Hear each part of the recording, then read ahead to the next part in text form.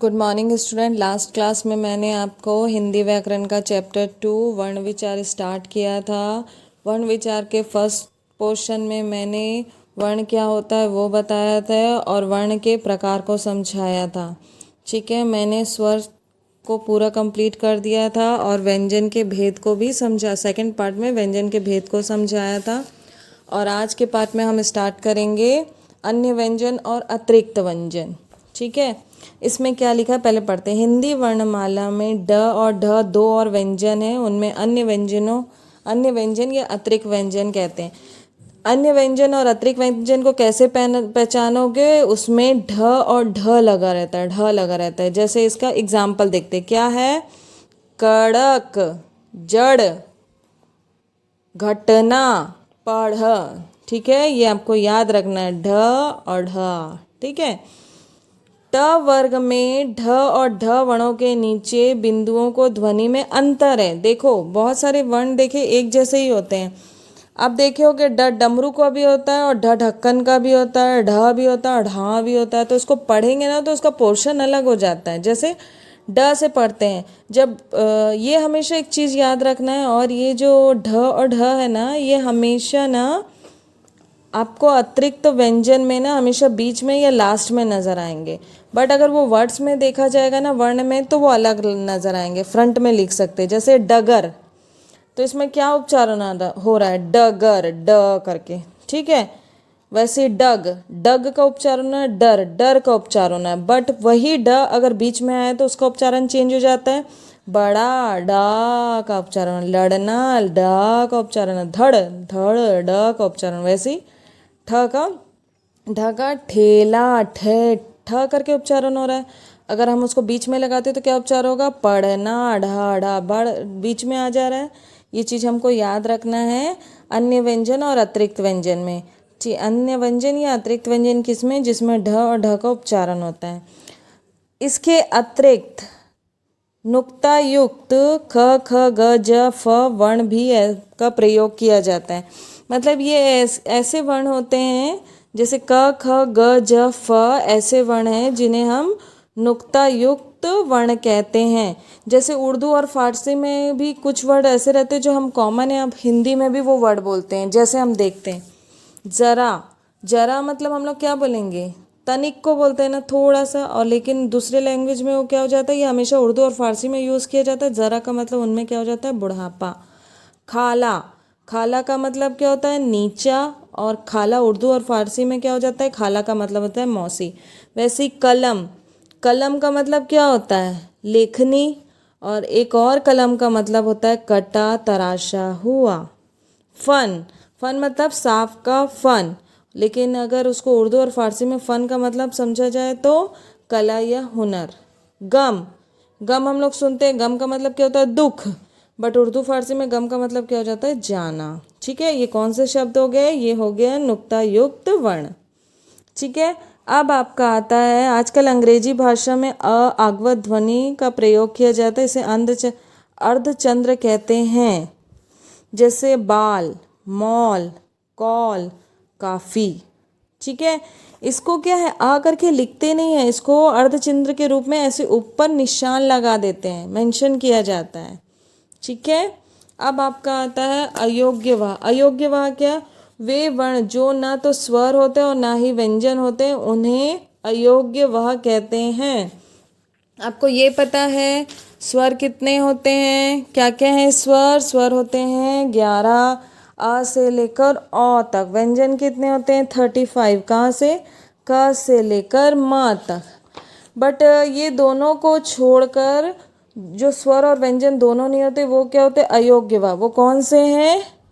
अंगूर का और आहा। इसमें मात्रा कौन सी लगी होती है? अंगूर में ऊपर एक छोटी सी बिंदु लगी होती है, उसे क्या कहते हैं? अनुस्वार कहते हैं। और अ के पीछे आहा की मात्रा लगी होती है ना, उसे क्या कहते हैं? विसर्ग कहते हैं।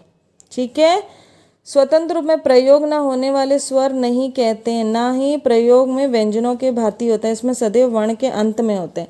इसमें आपको यही बता रहा है कि ये जो उपसर्ग विसर्ग होते हैं ना, ये हमेशा व्यंजन के बाद ही लगता है। ठीक है, अब इन दोनों में डिफरेंसेस देखते हैं। अगर इसकी परिभाषा जाने तो कैसे होगा, स्वर तथा व्यंजन में भिन्न ध्वनि होने के कारण इनका किसी से योग नहीं होता, इसलिए इन्हें अयोग्य वाह कहते हैं। मतलब ये स्वर और व्यंजन से भिन्न होते हैं, इनका जब उच्चारण करो ना तो अलग ही निकलता, आहा, ठीक है। उच्चारण में ये अलग हो जाते हैं बाकी वर्णों से, है ना, इसीलिए इसे क्या कहा जाता है, अयोग्य वाह कहा जाता है। अब हम देखते हैं अनुनासिक और अनुस्वर में अंतर, ये दोनों में क्या डिफरेंसेस है वो जानते हैं। अनुस्वर आपको मैं अभी बता दी थी, उसका क्या रहता है, छोटा सा एक बिंदु रहता है। अनुसारिक में क्या होता है, अनुसारिक में क्या होता है, चंद्र बिंदु होता है। ये तो विसर्ग तो छोड़ दीजिए, यम की बिंदु होती है और ये क्या होता है, चंद्र बिंदु होती है।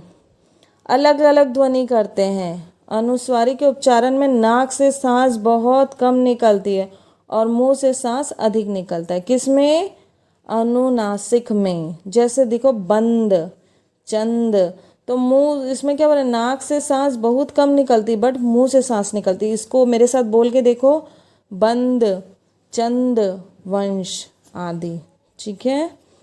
तत्सम शब्दों में अनुस्वार प्रयुक्त होता है, उनके तद्भव रूपों में अनुनासिक प्रयुक्त होता है। जैसे पंच से पाँच, तत्सम और तद्भव का मतलब पता है, वो उसको पूरा शॉर्ट में लिखा होता है और उसको हमको सही में लिखना पड़ जाता है। जैसे पंच का क्या होता है, पाँच, दंत का क्या हो जाता है, दांत। इसमें क्या क्या लग गया है, देखिए ये क्या है, अनुस्वार हो गया और ये क्या हो गया, अनुनासिक हो गया। इसमें लग गया है अम की बिंदु, इसमें लग गया है चंद्र बिंदु, ठीक है। अब हम जानते हैं हलंत या हल चिन्ह किसे कहते हैं। इसकी परिभाषा भी आपको पूछा गया है। जैसे कि आप जानते हैं प्रत्येक व्यंजन में स्वर आ की ध्वनि होती, परंतु जब बिना पाई वाला स्वर रहित व्यंजन लिखते हैं तो उस व्यंजन के नीचे एक छोटा सा चिन्ह लगा देते हैं। इस चिन्ह को हलंत या हल चिन्ह कहते हैं। स्वर का उच्चारण करने के लिए हम लोग अ लगाते हैं, बट अगर बाई चांस किसी क्वेश्चन में उच्चारण कर रहे आ का, लेकिन वहाँ पे आ का मेंशन नहीं किया जाता है, तो उसमें एक छोटा सा हलंत लगा दिया जाता है, जिसे हलंत चिन्ह कहते हैं। जैसे गड्ढा, उच्चारण में तो आ स्वर निकल रहा है बट क्या हो रहा है, लिख पाएंगे क्या हम लोग, उसको नहीं लिख पाएंगे, उसके लिए एक हलंत चिन्ह लगाएगा। गद्दा, चिन्ह, भट्टी, द्वारा आदि, ये सब क्या, हलंत चिन्ह है। अब आपका आता है संयुक्त व्यंजन। संयुक्त व्यंजन क्या है, जब दो व्यंजनों के बीच कोई स्वर नहीं होता तो उन्हें मिलाकर लिखते हैं, मिलाकर लिखे गए व्यंजन को संयुक्त व्यंजन कहते हैं। मतलब इसमें बता रहा है दो व्यंजनों के बीच जब कोई स्वर नहीं होता तो उसको आपस में मिलाकर लिखते हैं। जैसे हम एग्जाम्पल के देखते हैं, क प्लस श क्या हो गया, श बन जाता है। ये दोनों ही व्यंजन है, इनके बीच में कोई स्वर नहीं है तो क्या बन गया, श। इसका कैसे लिखेंगे, क्षेत्र। उच्चारण अगर आप करोगे तो इसका वर्ड ही अलग बनता है, रक्षा। उच्चारण देखो, क्षमता। त प्लस ऋषि, ये जैसे त्र के लिए हम लोग कैसे लिखेंगे, त्र के लिखेंगे त प्लस रा। ज्ञा के लिए क्या लिखेंगे, जा प्लस ज्ञा। श्र के क्या लिखेंगे, श्र प्लस रा, ठीक है। इसमें कैसे वर्ड्स बन सकते हैं, जैसे क प्लस श्र में क्षेत्र, रक्षा, क्षमता जैसे वर्ड्स बन सकते हैं। त में पुत्र, मित्र, मात्रा जैसे। ज में ज्ञाप, ज्ञाति, ज्ञात, और श में श्रमिक, क्षेत्र और श्रोत्रु जैसे वर्ड बन सकते हैं, ठीक है। व्यंजनों को, अब ये हो गया संयुक्त व्यंजन, व्यंजनों को संयुक्त करना और उनकी वर्तनी। ये आपको प्रोसेस दिया गया है, इसको आपको पढ़ना है तो आपको समझ आ जाएगा ये किस तरीके से करना है, ठीक है। और आपका यहीं पे चैप्टर 3 कंप्लीट होता है, ठीक है, सॉरी चैप्टर 2 कंप्लीट होता है। आप इसे देख के अच्छे से समझ जाइएगा, ओके एंड थैंक यू। अब इसके आगे हम देखते हैं बैक एक्सरसाइज का 5। 4 तक कंप्लीट हो गया था आपका। 5 क्या है, 5 आपके क्वेश्चन आंसर है। का क्या है, नुक्ता युक्त कोई 5 शब्द, मैंने ये सब आपको पढ़ाया, उसका उत्तर होगा जरा, खाला, कलम, फन और गम। अब सेकंड देखते हैं, स्पर्श व्यंजनों की संख्या कितनी होती है, 25 होती। का कहाँ से कहाँ तक होती है, क से म तक। थर्ड क्वेश्चन है 5 द्वंद्वित व्यंजन वाले शब्द कौन कौन से होते हैं?